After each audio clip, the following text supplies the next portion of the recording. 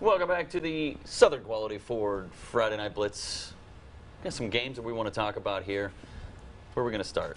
I guess let's start out here in Shreveport. Let's talk about the Woodlawn Knights. They played last night, getting a big win.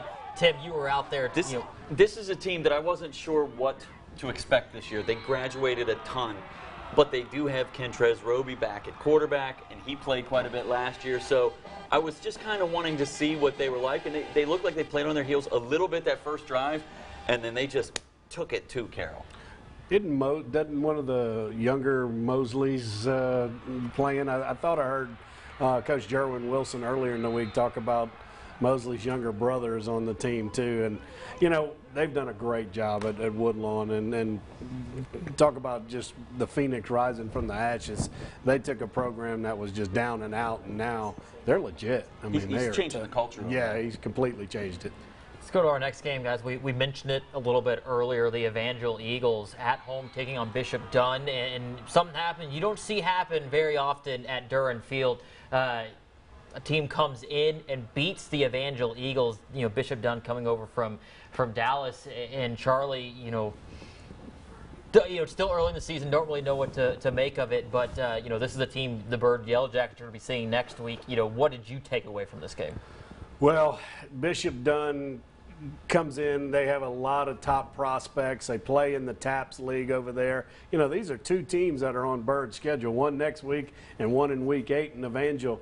I kind of wonder what's going on with Evangel. I know they lost a ton off of last year's team, particularly on the defensive side, but they've seemingly struggled the last 2 weeks offensively. That's got to be a concern for Coach Byron Dawson.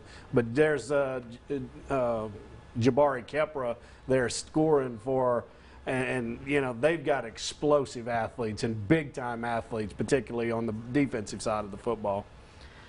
Let's go with our next game now. Northwood Falcons. They had that breakout year last year and make the run of the quarterfinals in the playoffs. This year I was out there this week I was out there for the game. And it did not take them long to get me highlights. They were very favorable to us camera guys out there because that was a big run right there. Then Luke Bogan, he was the player of the year for us last year with another big play. Guys, in the first 4 minutes of game time, they were already up 14-0. Trayon Jones, DeTravian Brown, Luke Bogan, they're going to score a lot of points this year. But the key to them is going to be on the defensive side of the football. That'll determine how far Northwood goes.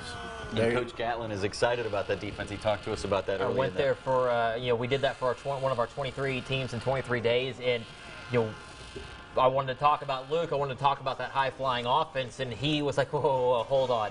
You got to take a look at our defense. And I went out there. They were doing conditioning drills. And they did not look like high school kids. They looked like half of them should be like in college already. One young man that just looks like a man. Yeah, Coach Gatlin, I think, compared him to look like Herschel Walker. That's what he said. Yeah. Wow. Next game. Let's go talk a little bit about Lakeside. I put all these fans on TV. They were very happy that we were there. Not a lot of TV coverage out there at Lakeside, and I came walking in and Ringgold, we knew they were going to struggle, but this young man from Lakeside was in the backfield all night, gets the sack, gets the fumble recovery. Well, then I told the coaches, I said, guys, I know you're up big, but I need one more. I just need one highlight. And then so they called this play right here, and then, it throws the touchdown coming right to me. So I go walking back over there, and they're just kind of smiling and shaking their head. Yeah, that was for you. So now you've angered all the folks in Ringgold, Louisiana. So yeah, expect some phone calls. I probably did. I just needed one highlight. And they gave it to you right in your kitchen. They sure did. All right, and then just to wrap up tonight, Haynesville taking on North Webster. It was our game of the week. Jory, you were out there for the whole game.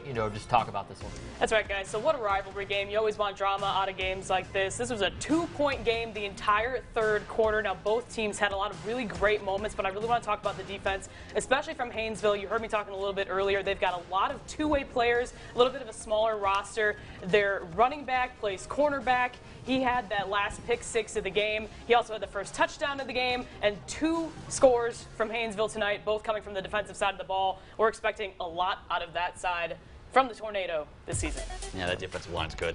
Hey, shocking. Haynesville's good. News at 10. It's breaking. Yeah. This is just it. Anyway, Charlie, thank you so much for joining us this week. We'll probably have you in again later this year if we can. But that's all the time we have for the Southern Quality Ford Friday Night Blitz. Thank y'all. Thanks for watching.